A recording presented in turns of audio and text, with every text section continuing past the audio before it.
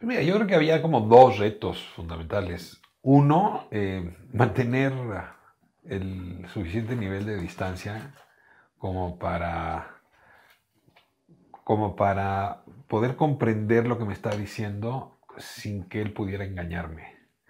Y hay una frase con la que casi entraba cada vez a la cárcel, un mantra, ¿no? Las distancias también se construyen. Entonces, si la distancia es mucha, no ves. Si la distancia es poca, tampoco ves. Entonces, ¿cuál era el emplazamiento emocional que permitiera una conversación donde yo no resbalara fácilmente en la ingenuidad? Sobre todo porque sí estoy hablando con alguien cuyo mundo y contexto es muy distinto al mío. Entonces, es muy fácil para él construir engaño. Y es muy fácil para alguien que tiene una vida tan distinta resbalar en ese engaño. Entonces, sí trataba todo el tiempo de mantener esa distancia y un poco como una metáfora de Ulises, ¿no? Te amarras al poste y no dejas que las sirenas te lleven. Ahora, esto no quiere decir que salí siempre avante, ¿no? Para poder hablar con el extraño, con el otro, tienes que abrir los poros de la piel a la empatía. Y hay momentos en que empatizas, porque hay un ser humano allí. Y hay un ser humano que también tiene dolores, que también tiene terrores, que también se ha resbalado. Y esa empatía es necesaria, incluso para conocer el origen del mal que produjo. Y al mismo tiempo, ahí hay razones que yo iba buscando de la violencia que nos ha pegado a todos y que necesitaba observarlas, incluso aunque a veces no las soportara, aunque a veces no me dejaran dormir en las noches, aunque me despertaran pesadillas. Entonces, esa distancia que te permite acercarte a las razones de la violencia, pero también a las razones de la empatía, créeme que requiere algo como de flexibilidad, por no decir la flexibilidad de la contorsión, ¿no?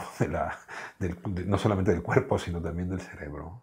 Y en ese sentido, creo que el género utilizado en la novela refleja esa contorsión. O sea, ni es periodismo, ¿no? O sea, no es no ficción, ni es ficción, es un híbrido, donde a veces hay ficción y a veces hay no ficción. Y creo que esa es la única distancia desde la cual yo podía aproximarme a este sujeto. A veces tomando con pinzas lo que me estaba diciendo y advirtiendo que eso que me contaba era imposible de corroborar, pero yo tenía que escucharlo. Y a veces haciendo un esfuerzo reporteril muy robusto, muy fuerte, de corroboración y comprobación, porque había material para hacerlo. Entonces, otra vez en el género te encuentras esa contorsión, esa flexibilidad que me permitió pues, tener un punto de distancia adecuada para poder hablar con él todo ese año y medio. Y el tema es que si yo lo hacía reportaje periodístico, muchas de las historias más interesantes que me contó se iban a quedar fuera. Si solamente hacía novela, muchas de las historias que había podido corroborar se iban a quedar fuera. Y entonces tomé una decisión, y es, cuando el periodista habla como periodista, es decir, corrobora, contrasta, se obsesiona con las fuentes. Y entonces hay un ejercicio de no ficción. Cuando el Z9 habla, hay cosas que puedo corroborar, pero muchas que no. Y por lo tanto, tengo que dar por supuesto que ahí hay verosimilitud, pero también puede haber ficción. En otras palabras, cuando el Z9 habla, hay novela. Cuando yo hablo, hay no ficción. Por lo tanto, es una novela de no ficción. En realidad es un diálogo entre el Z9 y sus ficciones y el periodista y su capacidad de corroborar los datos.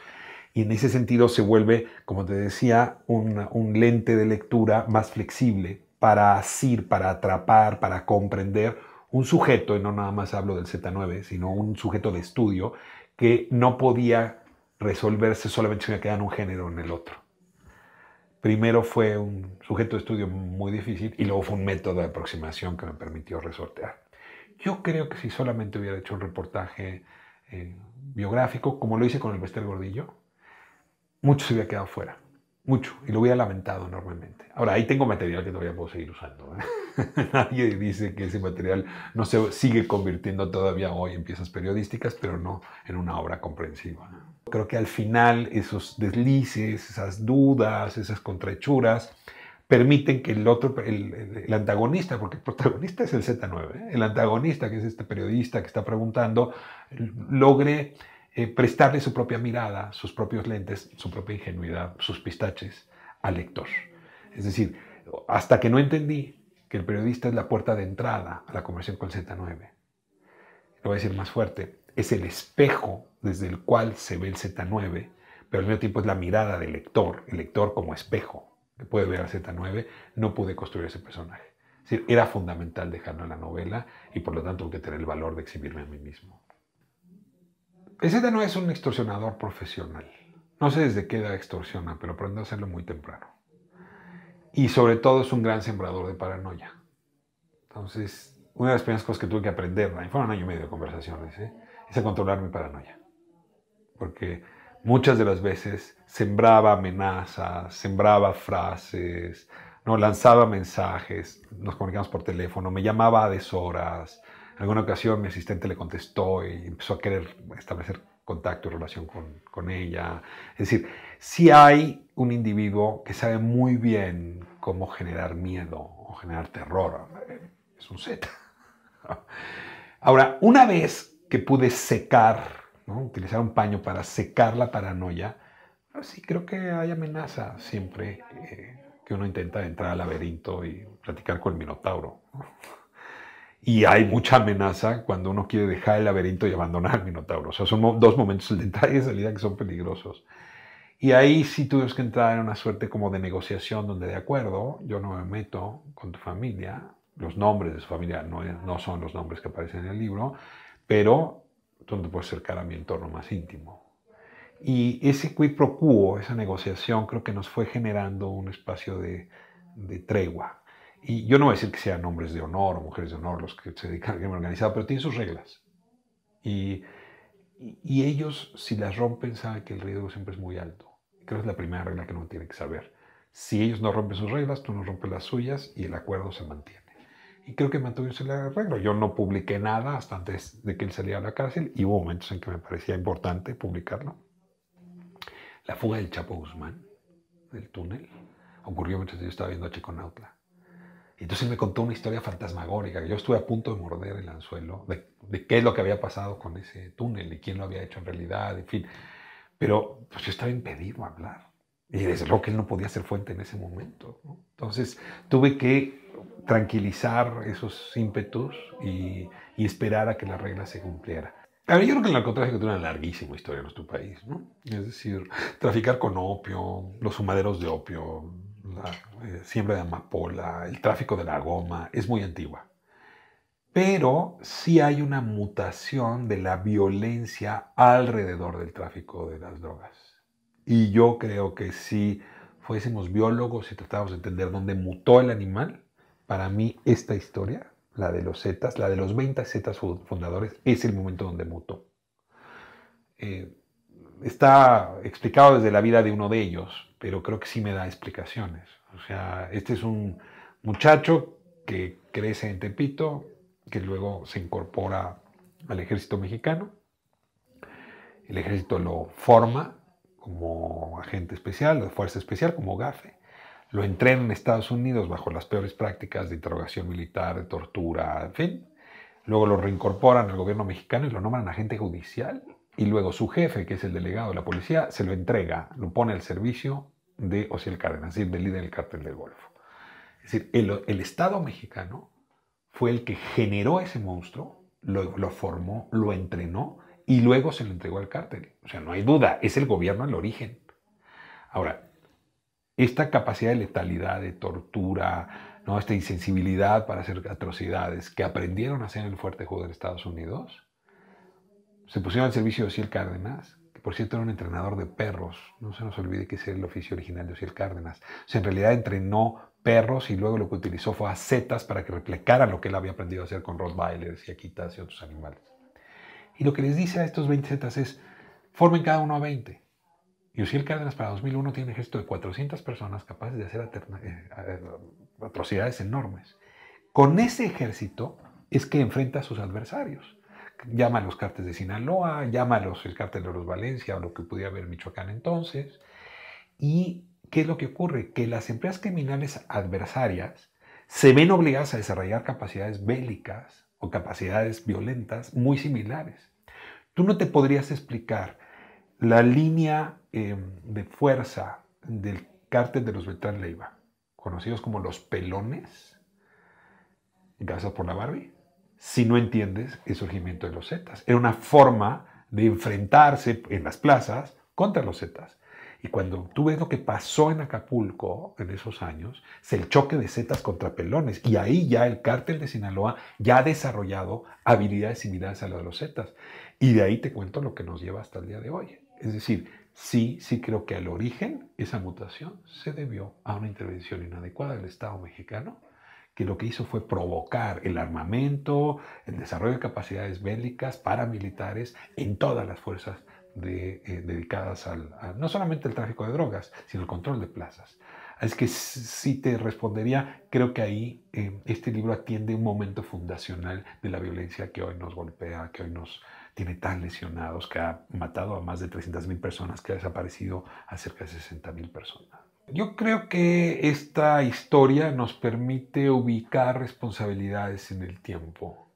Fue la ingenuidad de Ernesto Zedillo, que se le ocurrió la peregrina idea de estas fuerzas especiales, volverlas agentes de la Procuraduría General de la República y ponerlas bajo las órdenes del cártel del Golfo.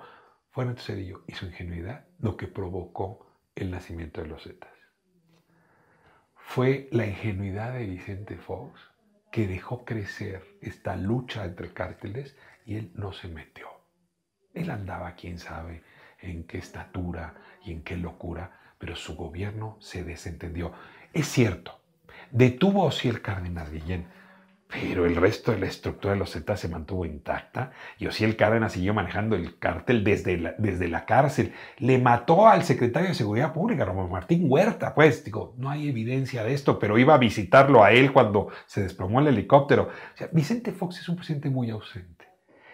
Y Felipe Calderón quiso mostrar la diferencia desplegando el poder del Estado, fundamentalmente el militar, sin hacerse cargo de que estos militares y muchos otros militares son la pistola que utilizan las empresas criminales para dispararse entre sí. Es decir, intervino en esa guerra de una manera tan desaseada, tan torpe, tan poco planeada, que en efecto hizo que esto estallara, multiplicando los cuerpos, las torturas, los muertos, las desapariciones. Ahora, yo te diría, ¿cada gobierno pudo haber actuado de manera distinta? Sí, con un poco más de templanza y un poco más de observación del fenómeno, probablemente no hubiéramos llegado hasta acá. Y cuando digo hasta acá, es que yo no he visto corrección. Todos traemos prejuicios, mapas de lectura que no atienden el origen del mal, el origen de la violencia. Y a partir de esos prejuicios y esas ideas, creemos que esto se va a corregir. Déjame ponerte uno. De veras no es ingenuo creer que si uno le da 2,000 pesos mensuales a los jovencitos, no se van a meter a empresas criminales que les pagan entre 80 y 100,000 pesos. De veras. Es una ingenuidad enorme, es una condescendencia enorme. Otra vez por no entender que ahí lo que tenemos son empresas criminales muy desarrolladas, muy sofisticadas, y que a menos que el Estado se sofistique y se desarrolle lo suficiente, no va a poder enfrentar a esos poderes fácticos que gobiernan, mi cálculo, cerca del 40% del territorio. Lleva un tatuaje en la parte baja de su cuello, en la parte trasera baja de su cuello, donde tiene 5 estrellas, y le pregunté, ¿y esas 5 estrellas? Me dice, los primeros 5 estados que alcanzamos a gobernar. O sea, ellos son eso, estructuras de gobierno. O sea, en realidad lo que tiene es una guerra civil, llamémosla como se llama. A ver, la estrategia de seguridad tiene, en primer lugar, el despliegue de Guardia Nacional y Ejército por todo el territorio. Eso me parece que es acertado. O sea, que el Estado mexicano cubra el territorio ahí donde no está cubierto, es una muy buena idea. Porque es cierto que hay pedazos del territorio donde no hay un solo funcionario público. De Tlapa Guerrero para arriba en la sierra, ¿no? El Triángulo Dorado entre Durango y Sinaloa, donde se formó, se escondió Pancho Villa, no hay quien pase por ahí está el Mayo Zambada, todo el mundo lo sabemos, ahí escondía el Chapo. No hay forma de que haya presencia ahí. Hay lugares donde no se entra por el riesgo, hablemos de Michoacán, de Aguililla, o hablemos de Lubianos, o hablemos incluso de Veracruz, ¿no? Que es un gran paso y donde hay mucho control de esto. Es decir, creo que es importante que haya presencia del Estado. Aún una vez que hay presencia del Estado, eso no resuelve todo, ¿eh? Las causas son otras. Y ahí la pregunta es, ¿qué capacidades tiene el Estado para castigar, no solamente para luchar contra la corrupción, sino para castigar con buena investigación, investigación inteligente, investigación que derive en las procuradurías, pues no a los grandes capos, a cualquiera que mate, asesine, desaparezca, robe, en fin? ¿Qué capacidad tiene el Estado para regresar a esas personas que vivan debajo de las coladeras y nos dejen en paz la superficie de la tierra? Muy pobre. ¿Dónde está la gran apuesta para reformar las fiscalías? ¿Dónde está la gran apuesta para reformar las policías? No está. No hay inversión. Veamos los presupuestos. Ahí te diría, esa estrategia va muy mal, es fallida. Ahora, el apoyo económico a las comunidades yo creo que siempre es bueno, sin duda. Hubiera guerra o no hubiera guerra con los niveles de desigualdad que tiene este país. Pero esa no es estrategia contra la violencia, esa es estrategia contra la desigualdad. Que la desigualdad genera violencia no tengo duda, pero la verdad, ese va en el largo plazo. Tengo la impresión de una estrategia a la que le faltan piezas. Ahora, cabe que le falten piezas porque el gobierno no nos ha contado todo. ¿Qué pasó en Sinaloa? ¿Quién sabe? ¿Por qué? Porque no sabemos cuál era la estrategia real. Si iban por esa persona, no iban por esa persona, quiénes iban, por qué se cambiaron la versión, está el gobierno de Estados Unidos adentro, está afuera, no tenemos ni idea. Porque creo que están siendo muy herméticos en contarnos qué están haciendo. Entonces yo espero que con el tiempo el periodismo sí pueda hacer una valoración más serena, más sensata de si esto es fallido o no es fallido. No me sentiría todavía con suficientes elementos para hacer una evaluación global. Sí veo piezas faltantes, desde ahora lo puedo decir. Te puedo decir que este conjunto de entrevistas que le hice al Z9 me da como alguna serie de elementos que he podido como desarrollar como mapas de lectura y me permiten leer pronto episodios de este tipo. A ver, la vez que detuvieron a Ociel Cárdenas, Guillem, fue una operación muy rápida. O sea, entró de entrada, distrajeron a la Guardia Protectora de Ociel, entró el gobierno, el ejército y la marina, lo extrajeron y en 10 minutos lo estaban trayendo a la Ciudad de México. Es decir, ya ha habido aprehensiones de este tipo que han sido exitosas. Si pasan más de 10 minutos, permites que se organicen y que hagan lo que hicieron en Culiacán. Entonces, la discusión no es si hicieron bien o mal en detener el operativo. Creo que no hay duda. Hicieron muy bien en detener el operativo. Si no detienen el operativo, si no sueltan a Ovidio Guzmán, la cantidad de sangre que hubiera rodado en Culiacán y en la Sierra de Durango hubiera sido enorme. La discusión no es si hay que aplaudirle al presidente porque retiró al ejército o el gabinete de seguridad. Hizo muy bien retirarlo. Pero la pregunta no es esa, es ¿por qué entraron de la manera tan torpe en que entraron? Reconocido por el ejército, ¿no? Por el general Sandoval. ¿Por qué se precipitaron? ¿Por qué no planearon? ¿Por qué no hubo inteligencia? Si el gobierno mexicano ya ha extraído ese tipo de individuos de una manera mucho más inteligente. Y esa es la respuesta que no tenemos. ¿Por qué tanta precipitación si el error está en el punto A, no en el punto B? Yo creo que hay muchas preguntas sobre qué pasó con la sociedad y qué ha pasado con la violencia social y qué ha pasado con la desigualdad alrededor de esto y cómo cometimos tantos errores. Pero El Hijo de la Guerra ofrece, además de ese contexto, y hay que decirlo, es como el telón de fondo, algo mucho más importante. Es un diálogo íntimo con un victimario. Y te permite conocer al otro en sus intersticios, en sus resortes, en sus rondanas mínimas. Y en ese sentido creo que se vuelve una experiencia mucho más íntima que pública, ¿no? O sea, por eso también no es un reportaje periodístico, ¿no? Sino es un ejercicio de entrevista que hay momentos en que te arroja reflexiones no solamente sobre quién es el victimario, sino sobre quién eres tú y tus razones de la violencia. Te obliga a revisar tu propia violencia. Digo que este es un libro manzana, es decir, hay algo de intención de jugar a la serpiente que le entrega la manzana a Eva y le dice, toma conciencia de lo que está pasando con tu sociedad. ¿Te acuerdas que el árbol donde Eva tomó esto fue el árbol de la ciencia, justamente? Toma conciencia de lo que está pasando. Una vez que lees un libro así, se acabó la ingenuidad, ¿eh? Es decir, hay que parir los hijos con dolor, hay que dejar el paraíso, ¿no? Hay que trabajar para ganarte el pan. Es decir, se acabó la infancia. Y creo que es momento en donde tendríamos que dejar la infancia, la ignorancia, la ingenuidad frente a esta violencia, porque hasta que no tengamos conciencia plena, nos van a seguir engañando con historietas, con parafernalia, con teatro, que no te permite saber qué está pasando realmente en esta guerra.